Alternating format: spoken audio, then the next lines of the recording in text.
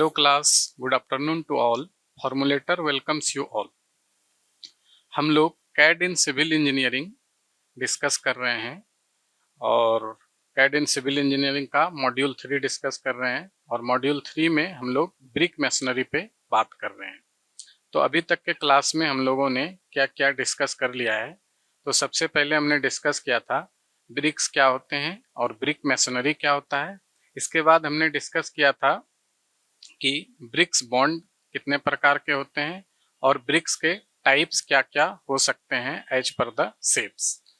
आज के क्लास में हम लोग जो डिस्कस करने जा रहे हैं मॉड्यूल 3 का और जो टॉपिक पे हम लोग बात करेंगे उस टॉपिक का नाम है brick wall junctions.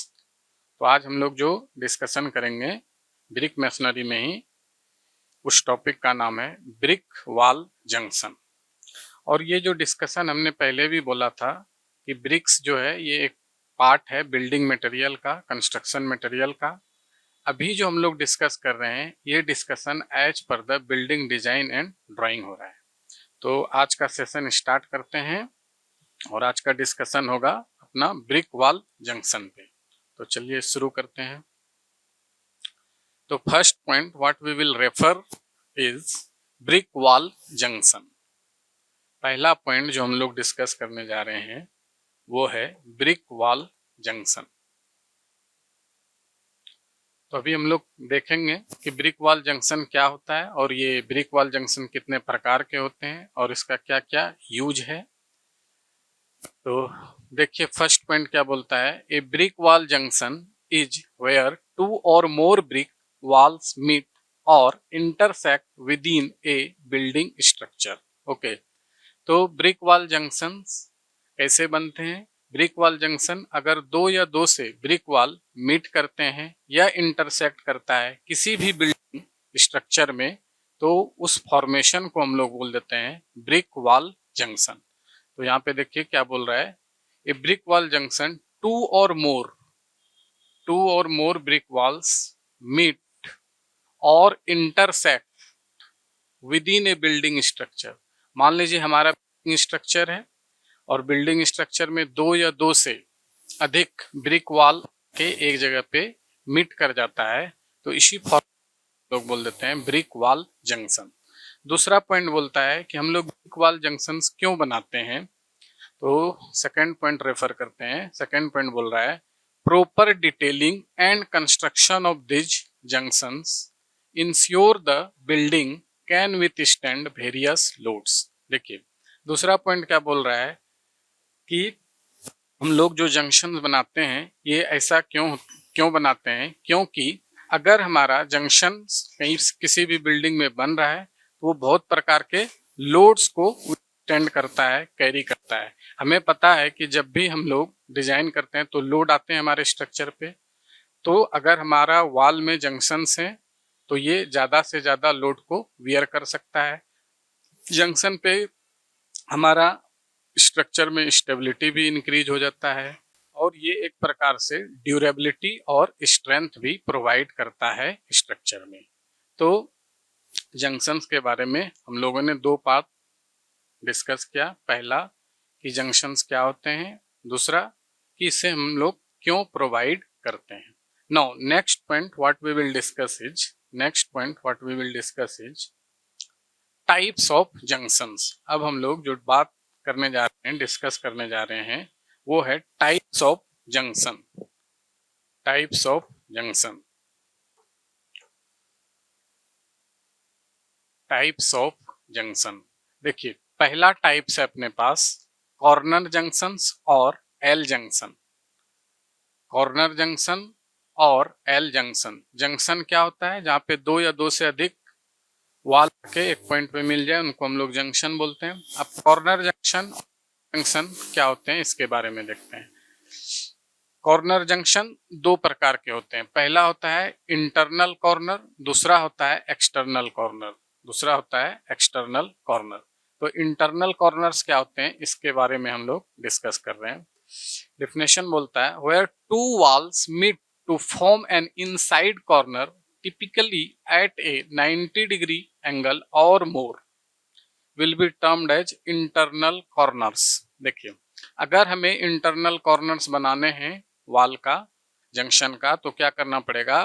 Internal corner के लिए 2 वॉल्स मीट, कितने वॉल्स मीट करेंगे? 2 वॉल मीट करेंगे।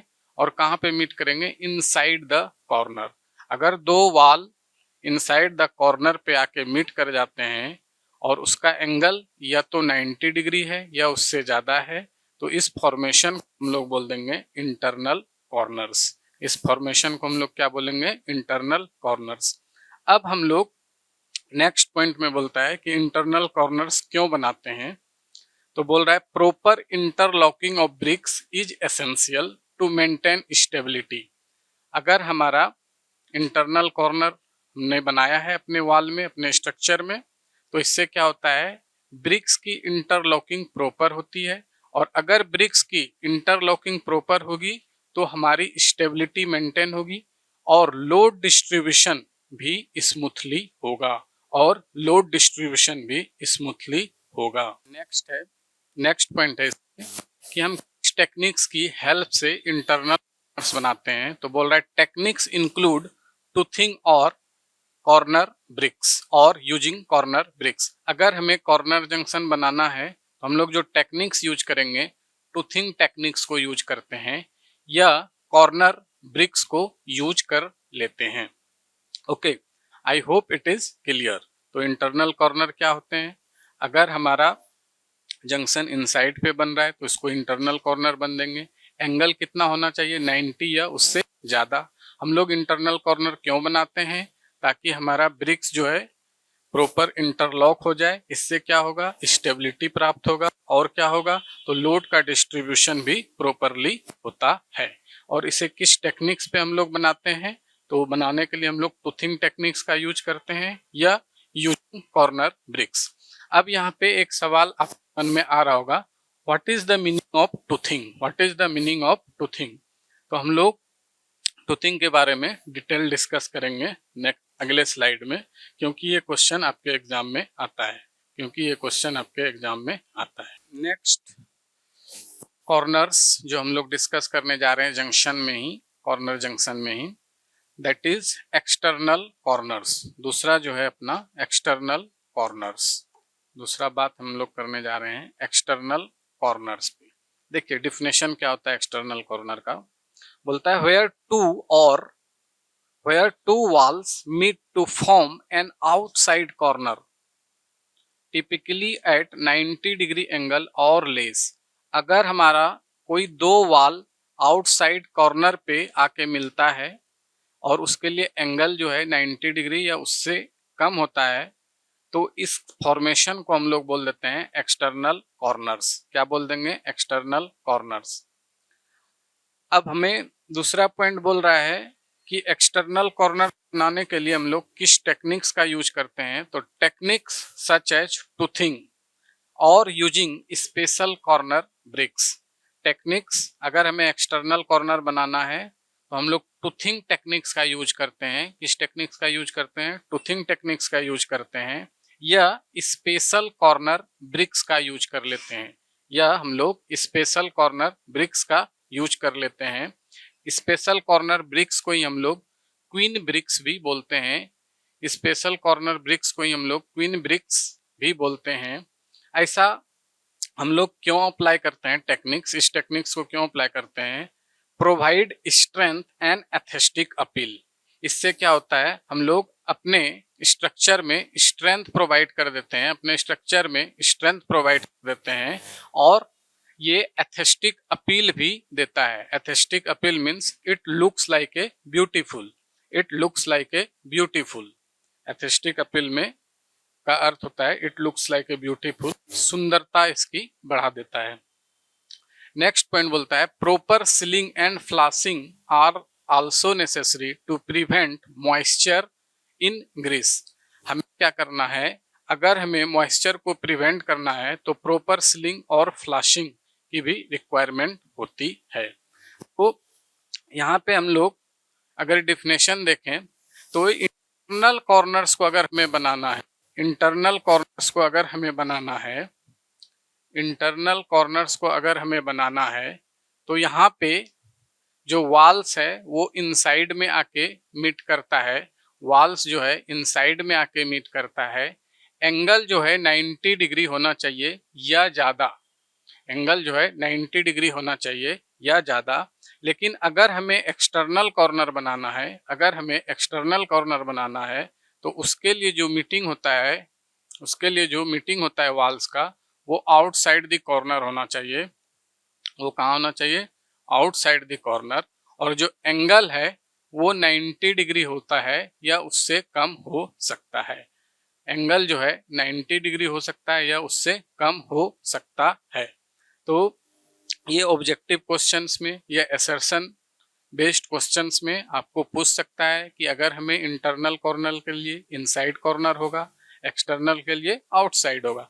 और नाम में भी लगा है इंटरनल, इंटरनल मतलब होता है इनसाइड, और एक्सटर्नल, एक्सटर्नल मतलब होता है आउटसाइड। लेकिन एक्सटर्नल में 90 डिग्री या उससे लेस एंगल हो सकता है, इनसाइड में एंगल 90 डिग्री या उससे ज़्यादा हो सकता है।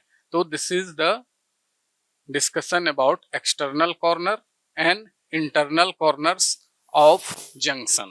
Okay, I hope it is clear to you. I hope it is clear to you. Now next point what we will discuss is, next point what we will discuss is, next type of junction में हम लोग T junctions देखने जा रहे हैं। next type में हम लोग T junctions देखने जा रहे हैं। T junctions क्या होते हैं इसके बारे में हम लोग बात करते हैं। करा where one wall intersect another at a right angle forming a T shape। क्या बोलता है? अगर हमारा एक वाल इंटरसेक्ट करता है दूसरे वाल से राइट एंगल पे 90 डिग्री पे, तब टी शेप का फॉर्मेशन होता है, तब टी शेप का फॉर्मेशन होता है। अगर हमारे पास एक वाल है और वो वाल दूसरे वाल से 90 डिग्री पे आके मीट कर जाए तो इस फॉर्मेशन को हम लोग बोल देते हैं टी शेप। क्या बोलते हैं? T shape. देखिए इसको हम लोग एग्जांपल से देख लेते हैं, एल शेप और टी शेप कैसे फॉर्म होता है। मान लीजिए हमारा ये वाल है, पहला वाल है, और ये हमारा दूसरा वाल है, ये हमारा दूसरा वाल है, और ये कुछ इस तरह से यहाँ पे आके मीट कर जाता है। ये हमारा पहला वाल था, दिस इज आवर फर्स्ट वाल, एंड ये दूसरा वाल है और ये कुछ इस तरह से आके मीट कर जाता है। तो आप देखिए पहला वाल दूसरे वाल का 90 डिग्री एंगल पे मीट कर रहा है, तो इस फॉर्मेशन को हम लोग बोल देते हैं टी शेप। क्या बोलते हैं? T shape. अभी नेक्स्ट स्लाइड में हम लोग इस पे क्वेश्चंस भी करेंगे तो आपको और भी क्लियर होगा कि कैसे हम लोग 1 ब्रिक, 2 ब्रिक और 1.5 ब्रिक बनाते हैं। चलिए देखिए एल शेप का कैसा होता है। अगर हम एल शेप की बात करें, मान लीजिए हमारा ये वाल है, पहला वाल है ये, और दूसरा वाल है ये, और कुछ इस तरह से एल शेप का फॉर्म ले लिया, तो इसको हम लोग बोल देते हैं एल शेप। इसको हम लोग क्या बोलेंगे? L shape. तो टी शेप और एल शेप दोनों शेप का जंक्शंस बनता है। ये आप अपने घर में भी प्रैक्टिकल एग्जांपल देख सकते हैं कि हमारा जो है एक वाल होता है और दूसरा वाल होता है, और दोनों एक पॉइंट पे आके इंटरसेक्ट करते हैं, और वहाँ पे जो एंगल बनता है वो एंगल 90 डिग्री होता है। तो कभी कभी अपने को टी शेप देखने को मिलता है, कभी कभी अपने को एल शेप देखने को मिलता है। तो this is all about the types of junction in brick masonry. I hope this point is clear to you. So next point of discussion is, okay, next point what we are going to discuss is coping. Next point what we are going to discuss is coping. देखिए coping क्या होता है, देखिए coping क्या होता है। First point बोल रहा है a special course provided on the exposed top of wall to protect it from the effect of water is known as coping. क्या बोलता है कोपिंग का डिफिनेशन? मान लीजिए हमारे पास एक वाल है और उस वाल के ऊपर हम लोग कोई प्रोटेक्शन प्रोवाइड कर देते हैं। अगर हमारे पास कोई वाल है, उस वाल के ऊपर अगर हम लोग कोई प्रोटेक्शन प्रोवाइड करते हैं, ये प्रोटेक्शन हम लोग रेन वाटर से बचाने के लिए करते हैं। ये जो फेनोमेना है इसी को हम लोग बोल देते हैं कोपिंग। ये जो फेनोमेना है इसी को हम लोग बोल देते हैं कोपिंग। अभी फिगर में और अच्छे से आपको समझ में आ जाएगा। नेक्स्ट पॉइंट बोलता है कि कोपिंग का क्या रिक्वायरमेंट है, हम लोग कोपिंग क्यों प्रोवाइड करते हैं अपने वॉल पे। तो देखिए बोल रहा है the basic requirement of coping is that it should be water proofing materials. Basic requirement coping का क्या है कि ये हमारा प्रोटेक्शन प्रोवाइड करता है वाटर के इफेक्ट से बचाने के लिए। तो हमारा जो है बेसिक रिक्वायरमेंट कोपिंग का क्या बोल रहा है, वाटर प्रूफिंग मटेरियल होना चाहिए। अगर हमें कोपिंग बनाना है, अगर हमें कोपिंग बनाना है तो किस मटेरियल का बनाएंगे, वाटर प्रूफिंग मटेरियल का। देखिए यहाँ पे लिख रहा है the basic requirement of coping is that water proofing material. किस मटेरियल का हम लोग कोपिंग बनाएंगे, वाटर प्रूफिंग मटेरियल का। Rich motors with minimum number of top joints. और मोटार जो होना चाहिए वो कैसा होना चाहिए, रिच होना चाहिए। मोटार जो है रिच होना चाहिए। मोटार रिच करने का क्या अर्थ है, मोटार रिच करने का क्या अर्थ है, हम लोग जो मोटार बनाते हैं प्रोपोर्शन में बनाते हैं। फॉर एग्जांपल 1:2:4, तो मोटार का रेशियो थोड़ा बड़ा बनाएंगे लार्ज फॉर्म में। ओके। और नंबर ऑफ ज्वाइंट जो होना चाहिए टॉप में कम से कम होना चाहिए। नंबर ऑफ ज्वाइंट्स जो है कम से कम होना चाहिए। नेक्स्ट पॉइंट बोल रहा है the top surfaces are suitably sloped for quick drainage of water. अगर हम टॉप सरफेस जो कोपिंग बना रहे हैं वो कैसा होना चाहिए, स्लोप्ड के फॉर्म में होना चाहिए। कैसा होना चाहिए, स्लोप्ड के फॉर्म में होना चाहिए। क्यों स्लोप्ड के फॉर्म में होना चाहिए, ताकि हमारा ड्रेनेज जो है रेन वाटर का क्विकली हो जाए, ताकि हमारा ड्रेनेज जो है रेन वाटर का क्विकली हो जाए। The slope top is called weathering. जो स्लोप हमको टॉप में प्रोवाइड करते हैं उसको हम लोग बोल देते हैं weathering. This is one another objective question. The sloped top is called weathering. The slope top is called weathering. Slope top को हम लोग वेदरिंग बोलते हैं। नेक्स्ट बोलता है the top of parapets, compound walls और enclosures are provided with copings. हम लोग कोपिंग्स कैसे कैसे प्रोवाइड करते हैं, या तो टॉप पैरापेट्स बना देते हैं, टॉप पैरापेट्स बना देते हैं, या तो कंपाउंड वॉल्स बना देते हैं, या कोई इनक्लोजर प्रोवाइड कर देते हैं। किसके लिए, कोपिंग्स बनाने के लिए।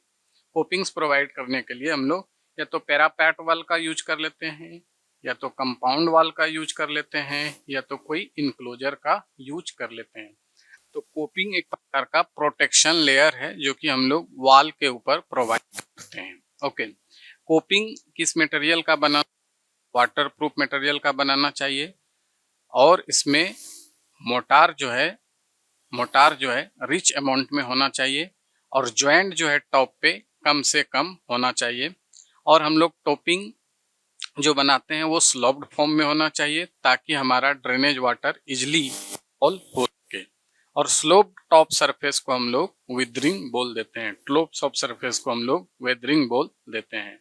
और कोपिंग बनाने के लिए या तो पैरापार्ट्स, कंपाउंड वॉल्स या इनक्लोजर्स का यूज हम लोग करते हैं। अब देखिए यहाँ पे फिगर में हम लोग विजुअलाइज कर सकते हैं कि कोपिंग क्या होता है। फिगर में हम लोग विजुअलाइज कर सकते हैं। देखिए ये हमारा ब्रिक वॉल है, इधर से हम बताते हैं आपको। ये हमारा ब्रिक वॉल है, ये हमारा ब्रिक वॉल है।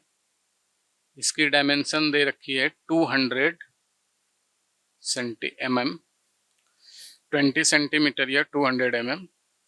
अब ये जो लेयर है, ये जो टॉप लेयर आपको दिख रहा है वॉल के ऊपर आपको जो ये टॉप लेयर दिख रहा है, this top layer and this top layer, this top layer and this top layer, इसी को हम लोग बोल देते हैं क्या, कोपिंग। इसी को हम लोग क्या बोल देंगे, कोपिंग। इसी को हम लोग क्या बोल देंगे, कोपिंग।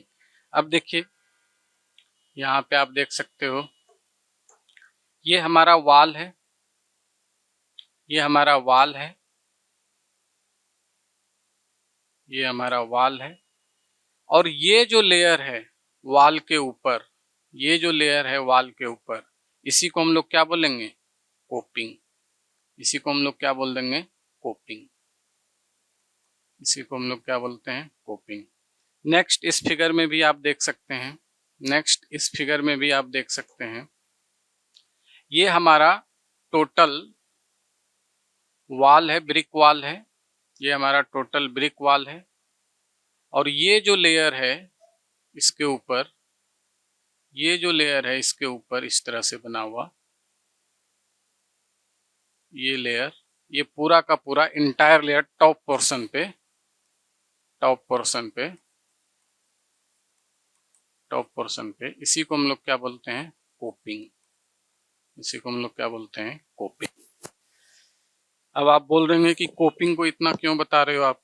कोपिंग आपके एग्जाम में पूछता है, बार बार पूछा गया है, 2-3 बार पूछा गया है। तो कोपिंग क्या होता है? I hope it is clear to you. चलिए नेक्स्ट पॉइंट ऑफ डिस्कशन हम लोग करने जा रहे हैं। Next point of discussion is size of brick wall.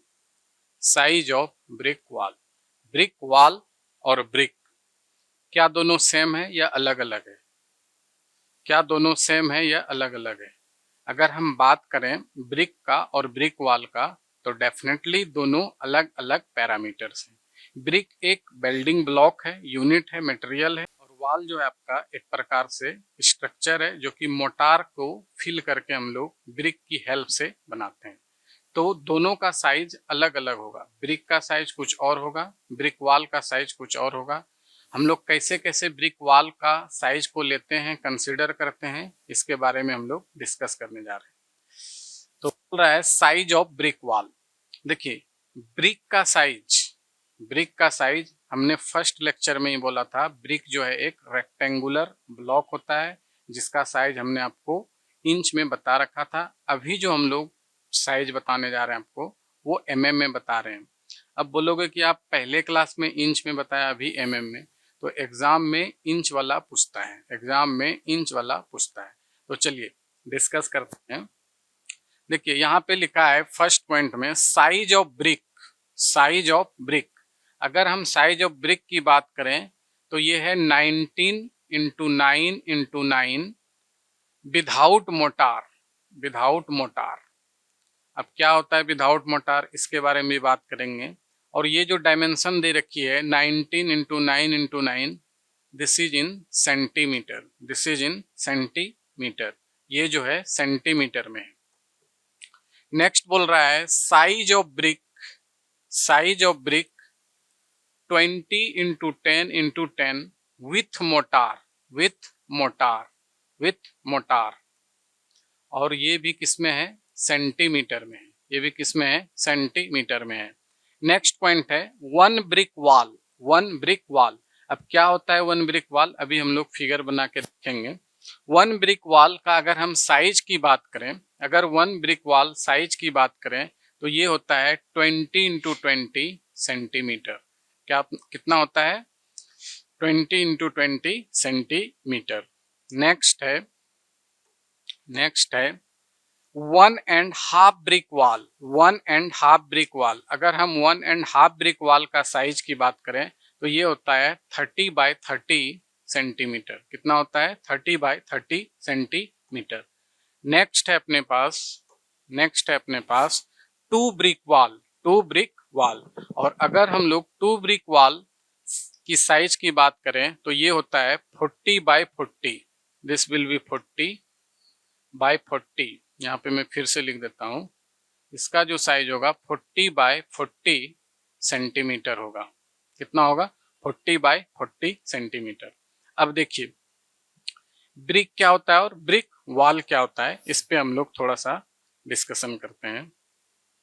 तो आई होप ब्रिक का साइज क्या होता है विथ मोटार, विदाउट मोटार, और ब्रिक वॉल का साइज क्या होता है 1 ब्रिक के लिए, 2 ब्रिक के लिए, 1.5 ब्रिक के लिए आपको क्लियर होगा। और आप इसमें लगा सकते हो 3 स्टार, आप इसमें लगा सकते हो 3 स्टार, क्योंकि ऑब्जेक्टिव में बहुत बार पूछा गया है, क्योंकि ऑब्जेक्टिव में ये बहुत बार पूछा गया है।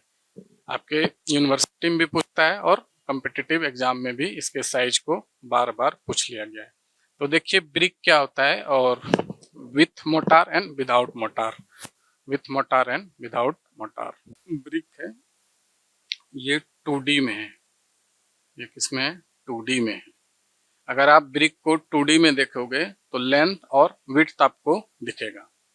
अभी हम लोग ब्रिक को 3D में बनाते हैं, अभी हम लोग ब्रिक को 3D में बनाते हैं। अगर ब्रिक को हम 3D में बनाए, अगर हम ब्रिक को 3D में बनाए तो ये आपका 3D ब्रिक्स बन गया। यहाँ पे ये जो है अपना लेंथ होगा, ये जो है अपना विड्थ होगा, और इस वाले को हम लोग बोल देंगे हाइट, इस वाले को हम लोग क्या बोल देंगे, हाइट। अब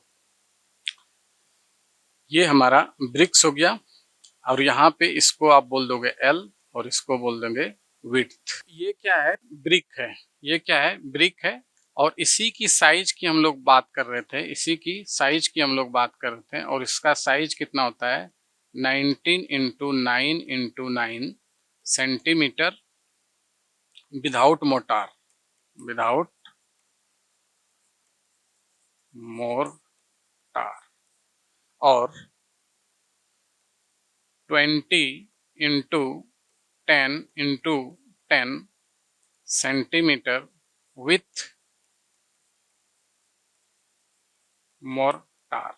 अब देखिए क्या होता है, क्या होता है जब हम लोग वॉल का फॉर्मेशन करते हैं, जब हम लोग वॉल का फॉर्मेशन करते हैं तो हमें वॉल का फॉर्मेशन करने के लिए ब्रिक को जो ले करते हैं, या तो हॉरिजॉन्टली या तो वर्टिकली, उसके साथ हम लोग को मोटार भी प्रोवाइड करना पड़ता है, उसके साथ हम लोग को मोटार भी प्रोवाइड करना पड़ता है। मोटार क्या होता है हम लोग डिस्कस कर चुके हैं। अब देखिए ब्रिक वॉल क्या होता है, this is brick, this is brick. अब ब्रिक वॉल, ब्रिक वॉल, अब ब्रिक हम लोग कैसे जानेंगे कि हेडर पोर्शन क्या होता है, वो ऑलरेडी डिस्कस कर चुके हैं। अभी के लिए जब हमें ब्रिक वॉल बनाना है उसके लिए यहाँ पे एक और पॉइंट का रिक्वायरमेंट है, एक और पॉइंट का रिक्वायरमेंट है। ये हमारा 3D ब्रिक्स है, ये हमारा 3D ब्रिक्स है। तो इस वाले को हम लोग बोलते हैं स्ट्रेचर, और इस वाले को हम लोग बोल देते हैं हेडर। इस वाले को क्या बोल देते हैं, हेडर, और इस वाले को हम लोग क्या बोलते हैं, इस वाले को हम लोग क्या बोल देते हैं, स्ट्रेचर। हमें पता है अलोंग दी लेंथ स्ट्रेचर होता है, तो यहाँ पे देखो stretcher, along the height header कहलाता है, तो header.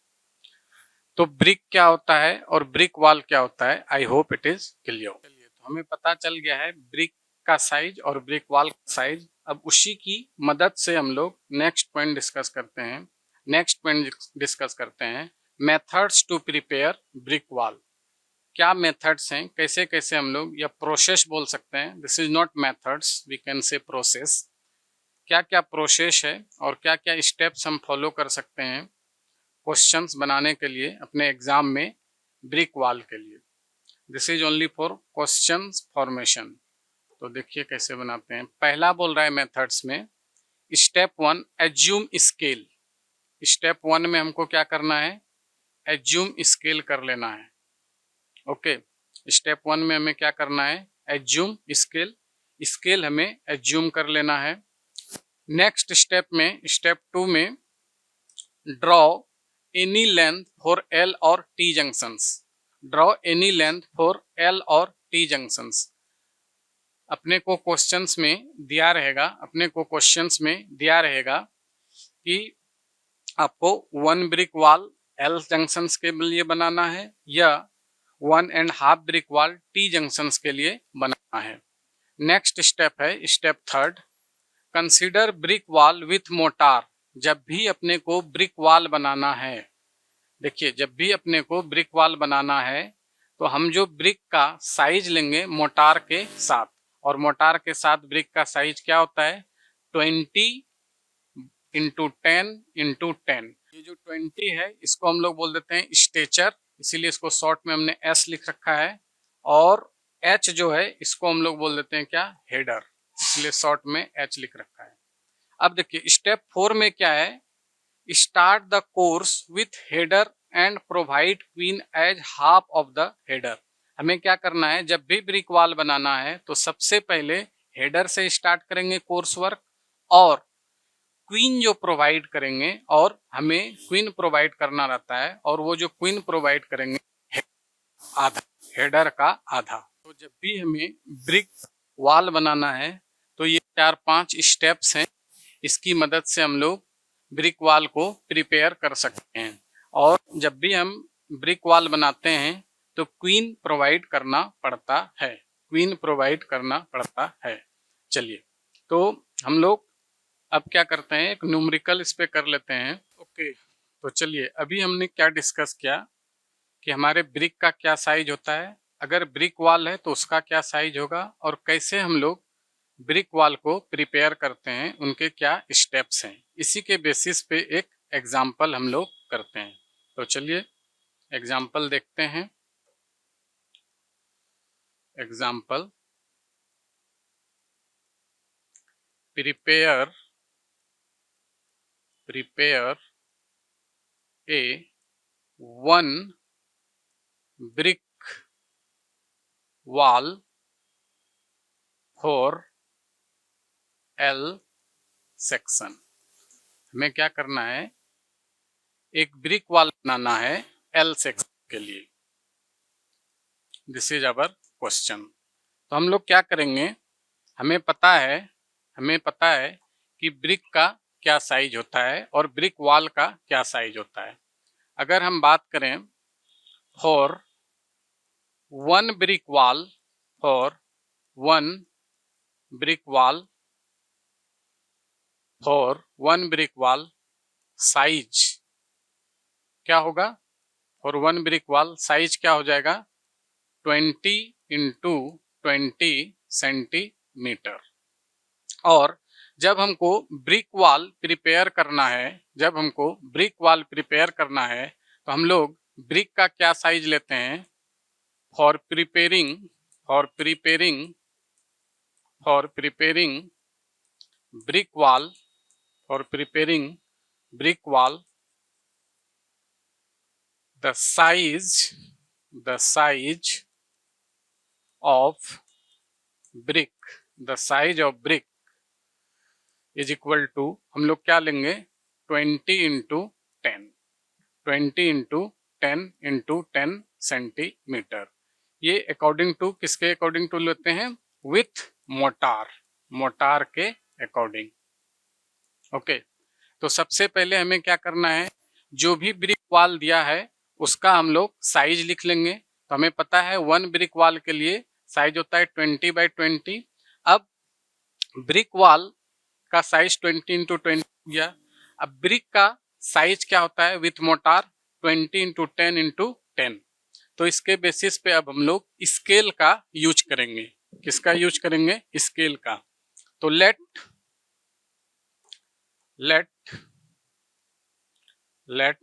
us assume a scale, और हम लोग स्केल यूज कर लेते हैं 1 centimetre is equal to 10 centimetre. और इसको हम लोग क्या लिख सकते हैं, that is 1 is equal to 10, 1 is equal to 10, 1:10। और इसको हम लोग क्या लिख सकते हैं 1:10। और क्या लिख सकते हैं इसे हम लोग 1:10। हमने स्केल चूज कर लिया 1 centimetre is equal to 10 centimetre. Scale क्या होता है अपन ऑलरेडी डिस्कस कर चुके हैं। स्केल क्या होता है, जो भी हमारा ड्राइंग का डायमेंशन है या डिस्टेंस है अपॉन में एक्चुअल डायमेंशन और लेंथ, इसी को तो हम लोग स्केल बोलते हैं। स्केल एज्यूम कर लिए। अब हम लोग क्या करेंगे, जो भी अपने पास हेडर है, जो भी अपने पास हेडर है और स्ट्रेचर है उसको स्केल के फॉर्म में कन्वर्ट करेंगे। तो अभी अपने पास हेडर का साइज, हेडर का साइज क्या दिया हुआ है, 10 दिया हुआ है, और स्केल भी अपना क्या है, 10 है। तो ये हो जाएगा कितना, 1 सेंटीमीटर। ठीक उसी प्रकार से इसको स्ट्रेचर के लिए भी हम लोग स्केल के फॉर्म में इसको कन्वर्ट कर लेंगे। जब हम लोग स्ट्रेचर के लिए साइज निकालेंगे तो ये हो जाएगा, स्ट्रेचर का साइज 20 है तो 20 डिवाइडेड बाय हम लोग 10 कर देंगे तो ये हो जाएगा 2 सेंटीमीटर। ये हो जाएगा 2 सेंटीमीटर। इस प्रकार से अगर अपने पास कोई ब्रिक वॉल दिया हुआ है, अब हमें ये देखना है कि 1 ब्रिक वॉल दिया हुआ है या 1.5 ब्रिक वॉल दिया हुआ है या 2 ब्रिक वॉल दिया हुआ है। जो भी ब्रिक वॉल दिया है उसका हम लोग साइज लिख लेंगे। इसके बाद हम लोग स्केल के फॉर्म में कन्वर्ट कर लेंगे as per the size of BRICS. जब यहाँ तक हो गया तो अब आपका जो प्रिपरेशन है ब्रिक वॉल का वो आसान हो जाता है। तो देखते हैं अब आगे इसको हम लोग कैसे करते हैं। तो हमने क्या किया, स्केल यूनिट में कन्वर्ट कर लिया। अब हमारा काम आसान है, देखते हैं कैसे इसको कन्वर्ट करते हैं ब्रिक वॉल के फॉर्म में। तो हम लोग क्या करेंगे, नेक्स्ट स्टेप हम क्या करेंगे, एक आर्बिट्रेरी एल लेंथ का कोई भी लाइन खींच लेंगे। तो अपन क्या करते हैं, एक आर्बिट्रेरी एल लेंथ का लाइन ड्रॉ कर लेते हैं। अब हम लोग क्या करेंगे, ड्राफ्टर की मदद से नीचे वाले लाइन से और हॉरिजॉन्टल लाइन से और वर्टिकल लाइन से जो भी अपना स्ट्रेचर का डिस्टेंस था, स्ट्रेचर का डिस्टेंस 2 सेंटीमीटर था, तो यहाँ पे रख के 2 सेंटीमीटर से एक और एल शेप का लाइन ड्रॉ कर लेंगे। देखिए जो सेकेंड लाइन एल शेप का ड्रॉ किए हैं ये हम लोग को ड्रॉ करना है जो भी स्ट्रेचर का हाइट है उसके अकॉर्डिंग। तो हमारे क्वेश्चंस में अभी हमने निकाल रखा है 2, तो यहाँ से हम लोग क्या करेंगे, हॉरिजॉन्टल और वर्टिकल लाइन के रेफरेंस से 2 सेंटीमीटर का गैप छोड़ते हुए ऊपर और नीचे से ड्राफ्टर की हेल्प से एल लाइन ड्रॉ कर लेंगे। जब हम एल लाइन ड्रॉ कर लिए तो अब हमें क्या करना है, कोर्स प्रोवाइड करना है और उसके लिए हम लोग हेडर से स्टार्ट करते हैं। हेडर से कोर्स वर्क स्टार्ट करते हैं। तो हेडर का साइज कितना है, 1 सेंटीमीटर। तो यहाँ से जो इनिशियल एल लेंथ खींचे थे हम लोग वहाँ से 1 सेंटीमीटर मेजर कर लेंगे ड्राफ्टर की मदद से और इसको हम लोग अपवर्ड में इस तरह से ड्रॉ कर देंगे। जब आप अपवर्ड में ड्रॉ कर दिए, ये अपना हेडर का डिस्टेंस है। अब हेडर के साथ हमें एक क्वीन का डिस्टेंस प्रोवाइड करना पड़ता है। तो क्वीन का डिस्टेंस हम लोग निकालते हैं, हेडर अपॉन में 2। तो हेडर का दिया हुआ है अपने को 10 डिवाइडेड बाय 2। जब इसको स्केल के फॉर्म में करेंगे तो ये हो जाएगा 0.5 सेंटीमीटर। अब हमें क्या करना है, 0.5 सेंटीमीटर का जो हमारा एल शेप का हॉरिजॉन्टल इनिशियल लाइन है वहाँ से 0.5 लेके ड्रॉ कर देना है और इसको जाना है कहाँ तक, इस लाइन तक। इसको ड्रॉ करना है इस लाइन तक। ये आपका बन गया क्वीन, और क्वीन को हम लोग क्या करते हैं, हैच लाइन से ड्रॉ कर देते हैं। क्वीन को हम लोग क्या करेंगे, हैच लाइन से ड्रॉ कर देंगे। तो कुछ इस तरह से ड्रॉ कर दिए। ये अपना हो गया क्वीन, ये हो गया अपना क्वीन। अब नेक्स्ट हम लोग क्या करेंगे, 1 सेंटीमीटर का हेडर है तो 1 सेंटीमीटर का हेडर यहाँ से आप मेजर करते हुए कुछ इस तरह से ड्रॉ कर दें। अब 2 सेंटीमीटर का स्ट्रेचर है तो ये अपना 2 सेंटीमीटर था, फिर यहाँ से आप 2 सेंटीमीटर में कुछ इस तरह से स्ट्रेचर की लाइन ड्रॉ कर दें। ओके, तो इस प्रकार से हम लोग 1 ब्रिक वॉल का प्रिपरेशन करते हैं। तो ये हमारा हो गया हेडर, ये हो गया हेडर, ये हो गया स्ट्रेचर, ये हो गया स्ट्रेचर, ये हो गया स्ट्रेचर, ये हो गया हेडर, ये हो गया हेडर, ये हो गया हेडर। ये जो अभी हम लोग प्रिपेयर किए 1, 3, 5 कोर्स के लिए, सेम इसी तरह से हम लोग 2, 4, 5 कोर्स के लिए भी कर सकते हैं। डिफरेंस क्या होगा, जहाँ पे हेडर बन रहा है वहाँ पे स्ट्रेचर बनेंगे और जहाँ पे स्ट्रेचर बन रहा है वहाँ पे हेडर बनेंगे। तो I hope how to prepare the 1 brick wall is clear to you. इसी तरह से हम लोग 1.5 ब्रिक वॉल का भी बना सकते हैं, 2 ब्रिक वॉल का भी बना सकते हैं। अगर हमारे पास एल जंक्शन है तो एल जंक्शन के लिए बना सकते हैं। अगर हमें क्वेश्चन में टी जंक्शन दिया है तो टी जंक्शन के लिए प्रिपेयर कर सकते हैं। तो I hope it is clear. Okay, now next point what we will discuss is toothing masonry. Next point जो हम लोग डिस्कस करने वाले हैं वो है टूथिंग मैसोनरी। तो देखिए टूथिंग मैसोनरी क्या होता है। सबसे पहले हम लोग डिफिनेशन देखते हैं। बोल रहा है toothing masonry refers to the process of leaving alternating openings teeth for an adjoining block और brick wall to be started for the next day of work. Toothing masonry किस पर्पस के लिए हम लोग यूज करते हैं। हम लोग देखे होंगे कि हमारा काम आज फिनिश हो गया, लेकिन हमें काम को नेक्स्ट डे फिर कंटिन्यू करना है। अगर हमें काम नेक्स्ट डे फिर कंटिन्यू करना है तो हमें मैसनरी कुछ प्रकार से इस फिगर में दिख रहा होगा, ये 1 निकाल के फिर कुछ इस तरह से 1, 8 निकाल के हम लोग छोड़ देते हैं ताकि हम अगले दिन अपने काम को स्टार्ट कर सकें। तो toothing machinery refers the process of leaving alternating openings for an adjoining block or brickwork to be started for the next day। अगर अपने को अगले दिन काम शुरू करना है तो हम लोगों को काम स्टार्ट करने के लिए कुछ ब्रिक्स का ओपनिंग्स को ओपन करना पड़ता है, खोल के रखना पड़ता है ताकि हम काम को नेक्स्ट डे स्टार्ट कर सकें।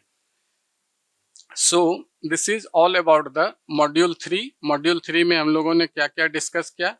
पहले डिस्कस किया कि ब्रिक क्या होते हैं, ब्रिक्स के क्या साइजेज होते हैं। इसके बाद डिस्कस किया टाइप्स ऑफ ब्रिक्स। इसके बाद हमने इसमें डिस्कस किया ब्रिक्स बॉन्ड और कितने प्रकार के बॉन्ड होते हैं।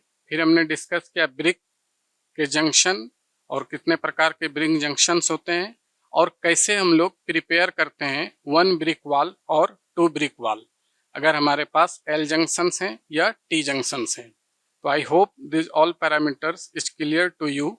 If you have any kind of doubt you can ask. एक चीज यहाँ पे हम क्लियर करना चाहेंगे, अभी जो हमने आपको 1 ब्रिक वॉल का एग्जांपल दिया ये बाय हैंड हमने कैलकुलेट किया था।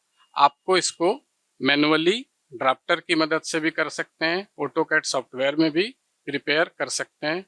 So this is all about the module 3। I hope it is clear. So I am going to stop here. Thank you so much.